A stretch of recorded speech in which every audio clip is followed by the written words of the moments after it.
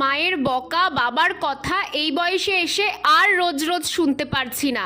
ছাদ ভারী হচ্ছে, ছাদ নষ্ট হচ্ছে, জামা কাপড় মেলতে পারি না তোর জন্য, আরো কত কি।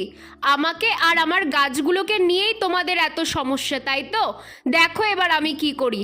একটা গাছও আর রাখবো না, সব শেষ করব। শুরু আমি এই পুর্তলিকাকে দিয়েই করব, সব কেটে ফেলবো। একটা গাছও আমি আর রাখবো না। গাছ আমাকে কিচ্ছু দেবে না, কি লাভ ওদের জন্য এত কথা শুনে। আরে দাঁড়াও দাঁড়াও, তোমরা এত কষ্ট পেও না।